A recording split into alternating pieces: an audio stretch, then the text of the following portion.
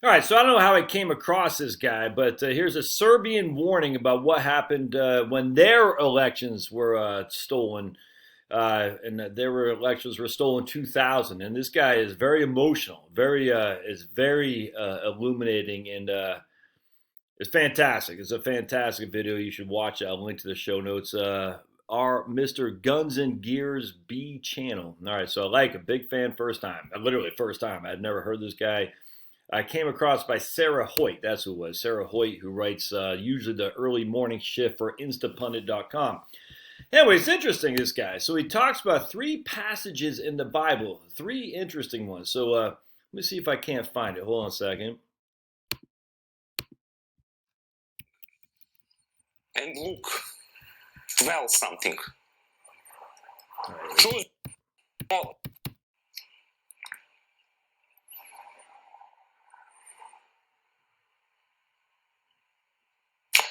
If you believe in God, well, read three passages. It's not a lot. Matthew 10 something. All right, so it says Matthew 10 something, which we're going to look at here in just a second. Check it. Mark 13 something. Mark 13 something. And Luke 12 something. And Luke 12. So we're going to write this down. Matthew 10, which I got right here. Matt 10, Mark 12, and Luke, what do you say, 13? I can't remember what he said. One second.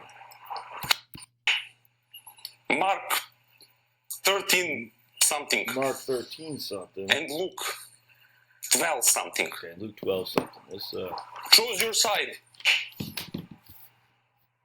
You want to be in permanent lockdown? Go ahead, choose your side. Do you want to be undervalued just because of the color of your skin or God knows what's in? Choose your side. What are you waiting for? Aliens to save you? Cthulhu? Sasquatch? love this guy. All right, let's. Okay, good. So let's read a little bit of Matthew 10, and this is interesting, actually. And you can see it's my Amplified Bible. I've highlighted just many times. So let's see if I got. So Matthew, Mark, Luke, and John. Always remember those are your four Gospels: Matthew, Mark, Luke, and John. So let's go to Luke 12. See if I have any highlighted there. Ooh, nothing. Luke 12 highlighted. Nope. And then Mark 13. Let's go Matthew, Mark, Luke, John, or Mark 13, excuse me. And nothing highlighted for old Mark either on Mark 13, so interesting. So anyway, we're going to start with Matthew 10. And Jesus summoned to him his 12 disciples and gave them power and authority over unclean spirits to drive them out and to cure all diseases and all kinds of weaknesses and infirmity. Remember, this is my Amplified Bible. My man Ross, a guy named Ross, gave this to me on January 11th, 2007. He says two life-changing principles, 2 Timothy 2:15 and Deuteronomy 6:4 through 9. Practicing these principles will pay great dividends. That's fantastic. All right, so let's keep going. Now, these are some of the names of the 12 apostles. He talks about the names of the apostles. Bartholomew, Nathaniel, if you remember from Acts, yeah, I think it's Acts were just fantastic. Where it says, what good can come from Nazareth? Is great. Anyway, so Jesus sent these 12, charging them, go nowhere among the Gentiles and do not go into any town of the Samaritans. Now, why would he say don't go into any town of the Samaritans? Now, the Samaritans were looked just down from by the Gentiles, by the Jews, essentially, that were running with Jesus. So they said, don't go in any towns of Samaria. I'm like, why? That was weird to me because Jesus he went to Samaritans, saw Samaritans. So I came across this, let's see if I can't find it here, right here. Oh, man, such a good, why did Jesus prohibit his disciples from going to the least reach? Especially when Jesus thought even though they're the most unreached, they were proved to be the most responsive to Jesus's message. Crazy. Anyway, so why did Jesus expressly forbid his disciples to go to the Gentiles, even to the Samaritans, to preach the good news of the kingdom of God? Couldn't they have done both? Yes. And there's this guy saying, I believe it's because the disciples were not yet ready for the cross-cultural ministry. This is demonstrated by the negative and vengeful response of James and John to rejection in a Samaritan village. And this is Luke 9. And he sent messengers on ahead who went into a Samaritan village to get things ready for him. But the people there did not welcome him because he was heading for Jerusalem. When the disciples, James and John, saw this, they asked, Lord, do you want us to call fire down from heaven and destroy them? And Jesus said, nope. How quickly they reverted to their childhood prejudices against the Samaritans. In his commentary on John, D.A. Carson said that the ending of the 12 disciples of Matthew 10 was a training mission. If Jesus had not expressly forbidden his disciples to go to Samaritan villages, they might have been tempted to duplicate what they had happened in Sychar, the harvest of John 4. They might have assumed that all Samaritans would welcome them in their messages with open arms, as did the villages of Sychar. But preaching the gospel across a deeply ingrained cultural barrier between Jews and Samaritans was not going to be nearly so simple and straightforward. It would have been a mistake to stereotype all Samaritans or expect the identical approach that Jesus used in Sychar was going to work in every other Samaritan village. What the disciples needed in their first evangelistic ventures was a mission that was relatively simple and straightforward. They needed opportunities they could repeat the same message over and over again without needing to do a lot of cultural analysis and ethnographic study. This is what Matthew 10 commission entailed. All right, so let's read again. So I just thought that, man, geez Louise, I haven't been reading the Bible though. But rather go to the lost sheep of Israel. So remember, the Samaritans previously were very welcome to Jesus' message, but the lost sheep of Israel were not. Cure the sick, raise the dead, cleanse the lepers, drive out demons freely without pay. You have received freely without charge. Give. Interesting. Take no gold or silver, not even copper money in your purse. So we're going to skip through this. As you go into a house, give your greetings and wish it well. Then, if indeed the house is deserving, let come upon it your peace. But if it is not deserving, let your peace return to you. And whoever will not receive and accept and welcome nor listen to your message, as you leave that house, shake the dust off it from your feet. Truly, I tell you, it should be more tolerable on the day of judgment for the land of Sodom and Gomorrah than to be in that town.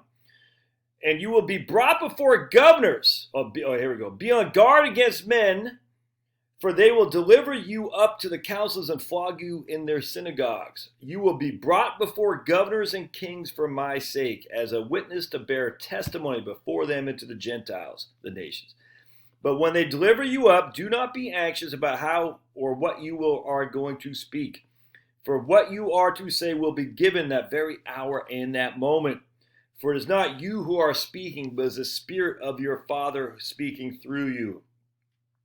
Brother will deliver up brother to death, and father his child, and children will take a stand against their parents and will have them put to death. It's like Maoist. It's like Maoist stuff, man. It's crazy.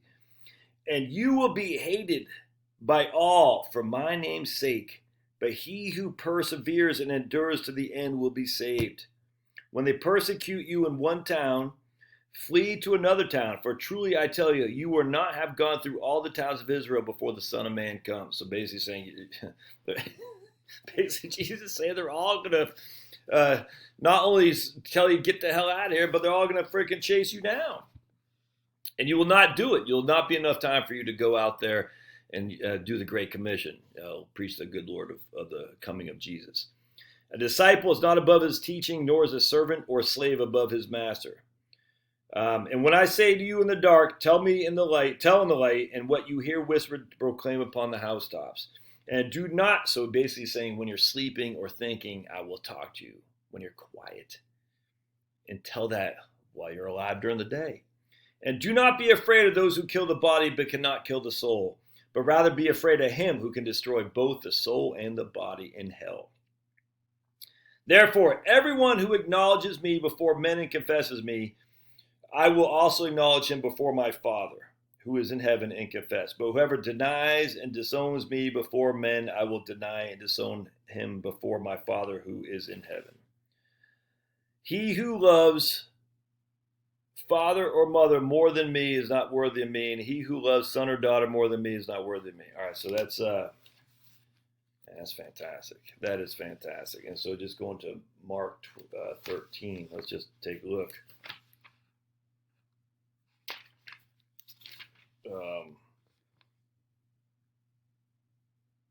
right, and okay, so the Amplified Bible kind of harder to read because they got all these footnotes in there that's distracting.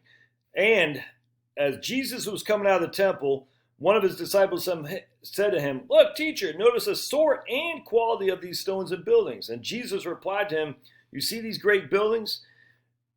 There will not be left here one stone upon another that will not be loosened and torn down."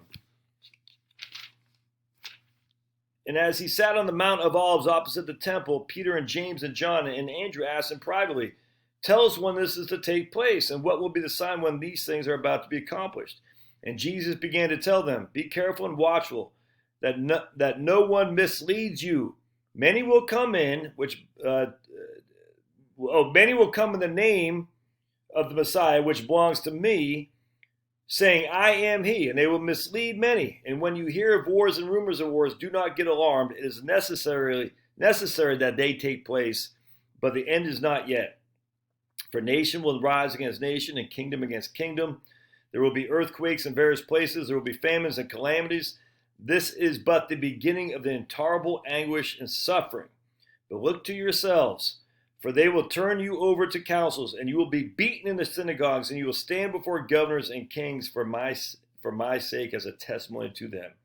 And the good news, the gospel, must first be preached to all nations. Now, when they take you and put you under arrest, do not be anxious beforehand about what you are about to say, nor even meditate about it, but say whatever is given in that hour at that moment, for it is not you who will be speaking, but it is me." And he talks about the brother against brother as well. All right, so let's go to Luke 12 here. And there's a lot more to that chapter, by the way. I'm just kind of giving the excerpts. All right, so here's Luke 12. You can see it on my reading. "In the meanwhile, when so many thousands of people had gathered that they were trampling on one another, Jesus commenced by saying primarily to his disciples, 'Be on your guard against the leaven of the Pharisees,'" or he's called the ferment. It's funny, the leaven, unleavened bread, the ferment of the Pharisees, which is hypocrisy. "Nothing is covered up that will not be revealed, or hidden that will not be known. Whatever you have spoken in the darkness shall be heard and listened to in the light. And what you have whispered in people's ears and behind closed doors will be proclaimed by the housetops. I tell you, my friends, do not dread and do not be afraid of those who kill the body, and after that they have nothing more they can do to you. But I warn you, whom you should fear. Fear him who, after killing, has power to hurl into hell. Yes, I say to you, fear him. Are not 5 sparrows sold for 2 pennies? And yet not one of them is forgotten or uncared for in the presence of God. But even the very hairs of your head are all numbered. Do not be struck with fear or seized with alarm.